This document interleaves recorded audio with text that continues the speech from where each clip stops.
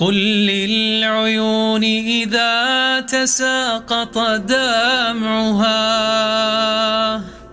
الله أكبر من لظى الأحزان. قل للفؤاد إذا تعاظم كربه رب الفؤاد بلطفه يرعاني. قل للأسى في القلب يكبر إنما فرج الإله إذا أتى يغشاني. اليأس تحرقه حرارة دمعة في وجنتي من خشية الديان.